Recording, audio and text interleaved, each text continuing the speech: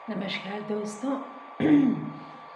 मैं आपके साथ पढ़ रही हूँ निर्मल जी का उपन्यास वे दिन, जो कि एक बेहतरीन आला उम्दा, मैं कहूँगी कि दुनिया के कुछ श्रेष्ठ उपन्यासों में से एक है।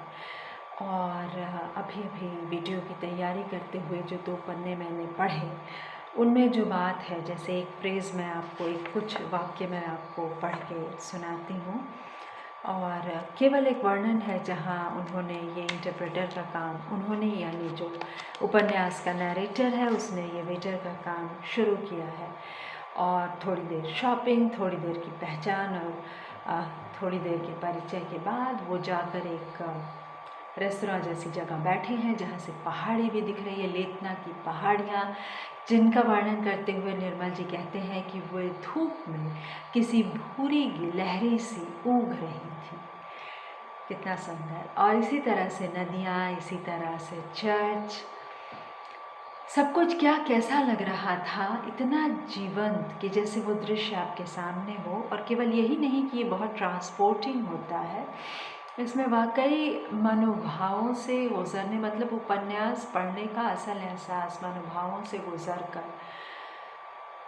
लोगों को समझने का, जीवन को समझने का, बिना बहुत ज़्यादा डायडैक्टिक हुए। और निर्मल जी आगे जो लिखते हैं, ये इंटरप्रेटर कह रहा है, हमारा टूरिस्ट गाइड, हमारी कथा का, यहाँ हमारे उपन्यास के प्लॉट का नायक। लेकिन आप सर्दियों में प्राग आई हैं जब यहाँ कोई नहीं आता। वह चुप रही। एक मालिन सी छाया उसके चेहरे पर सिमट आई थी, सिर्फ एक पल के लिए। एक पल के लिए मुझे लगा कि उसका चेहरा वह नहीं है जिसका मैं धीरे धीरे आदी हो चला था। उसने पहले पहचान को उतार कर अलग रख दिया था, एक पहने हुए कपड़े की तरह। मेरे लिए एक अलग अनुभव था। हमेशा मुझे पहली पहचान आखिर तक सही मालूम देती थी। उसने उसे फेंक दिया था बिना एक भी शब्द कहे। और इसी तरह से चेहरे के भाव पढ़ने का, उसकी खाली अंगुलियां जिनमें अंगूठी नहीं है उनको पढ़ने का हमारे नायक को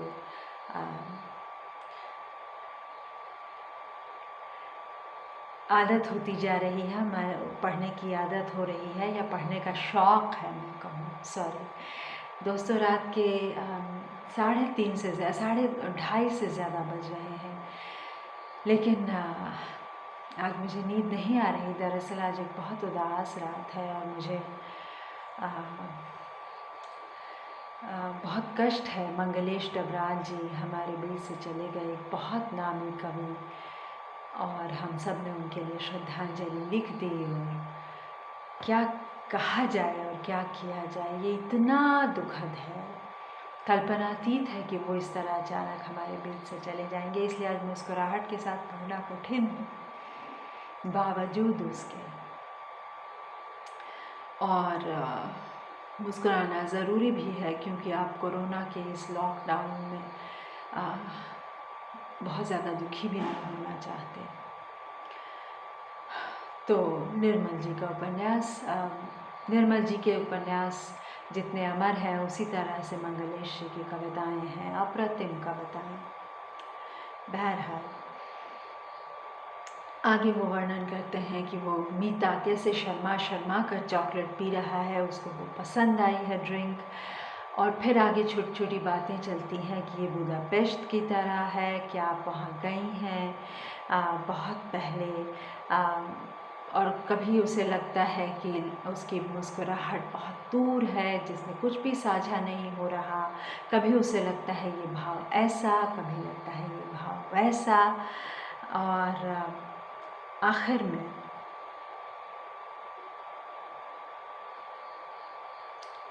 हमारा नायक पूछता है इस चर्च के बारे में कि जब आप पहले प्राग आई थी तब क्या आप यहाँ आई थी? और वो कहती है कि नहीं, वो अपने पति के साथ आई थी। नहीं, चर्च नहीं, एक जगह है रिल्के रॉन्डेव्यू, जहाँ कहते हैं कि प्रख्यात जर्मन भाषा के कवि रेनियर मारिया रिल्के आकर कविताएं लिखते थे। और वो पूछते हैं कि क्या आप वहाँ गई हैं? तो नहीं, मैं अपने पति के साथ आई थी। वो गॉथिक आर्किटेक्चर पे एक किताब लिख रहे थे और हम चर्चों को छोड़कर और कुछ भी नहीं देख सके।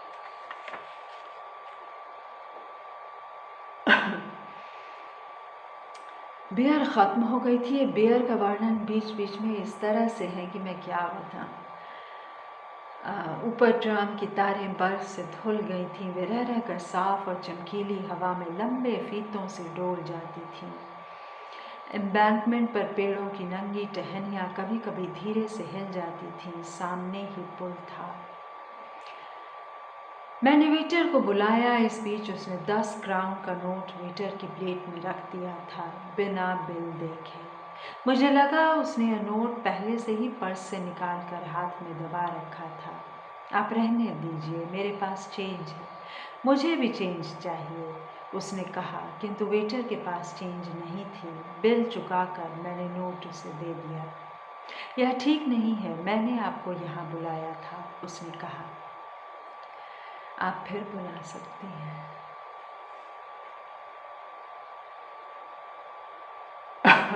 कितना सुंदर। आप फिर बुला सकती हैं, मैंने कहा। नहीं, यह ठीक नहीं है, उसने दोबारा कहा। वह इतनी सी बात पर इतनी गंभीर हो जाएगी, मैंने नहीं सोचा था। उसे भी शायद यह लगा कि वह ज़रूरत से ज़्यादा गंभीर हो गई है। उसने मेज़ पर झुककर मेरे हाथ पर अपना हाथ रख दिया। एक छोटी सी मुस्कुराहट में उसकी आंखें चमक रही थीं। तुम अभी स्टूडेंट हो, उसने कहा। फिर मैंने उसकी ओर देखा। कुछ नहीं, वह हंस पड़ी। जब मैं पढ़ती थी तब मेरी जेबें हमेशा खाली रहती थीं। आपको नहीं मालूम, मुझे कल रात से नौकरी मिल गई है, मैंने कहा। कितने दिनों के लिए? वह वैसे ही मुस्कुरा रही थी। वह मौका पाकर एक अबोध ढंग से फ्लर्ट हो सकती है, मैंने नहीं सोचा था।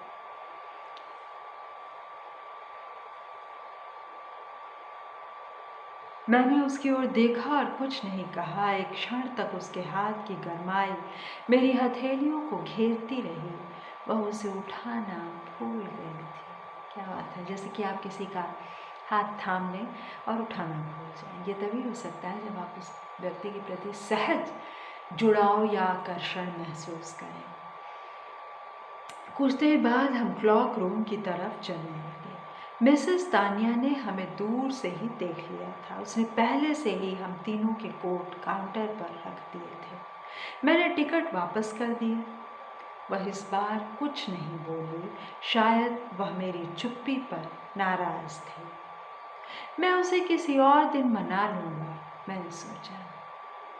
मैंने उसका कोट उठा लिया। उसने मेरी ओर देखा और फिर पीठ मोड़कर खड़ी हो गई कि अब पहनाइए।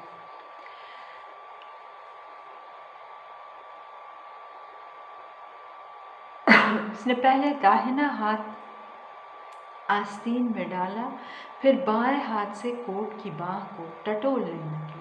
मैं उसके बालों को देख रहा था जो फिर स्कार्फ में दब गए थे। मुझे हल्का सा आश्चर्य हुआ कि उसका कद मुझसे छोटा था, हालांकि दूर से वह लंबी लगती थी। ज़रा नीचे करो, मेरा हाथ इतने ऊपर नहीं पहुंच सकता। उसने पीछे मुड़कर मेरी ओर देखा। आपके कंधे बहुत छोटे हैं। मैंने कोट की बाँह नीचे कर दी। एक हल्की सी गंध मुझे उस पल मिली थी। यह गंध उसी की थी। यह मैं बाद में जान पाया।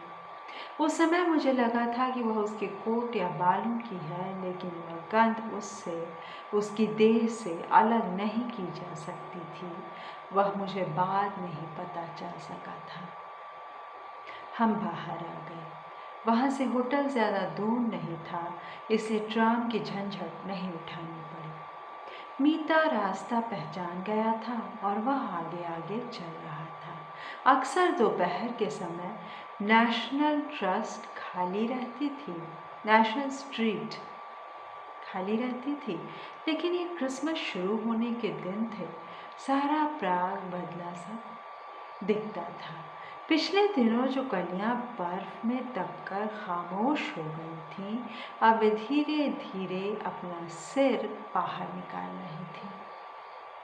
वह गड्ढों से बचने के लिए कभी कभी अनजाने ही मेरे आगे आप आ जाती, मैं ठिठक जाता। उसकी नायलन की जुराबों पर कीचड़ के छींटे उड़कर बैठ जाते थे, लेकिन इतने ऊंचे नहीं कि उसकी स्कर्ट खराब कर सके। होटल के सामने आकर हम ठहर गए। मीता वहाँ पहले से ही हमारी प्रतीक्षा में खड़ा था।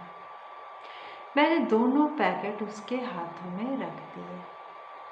उसने मुस्कुरा कर मेरी ओर देखा। हमें अब कोई दूरी नहीं रह गई थी।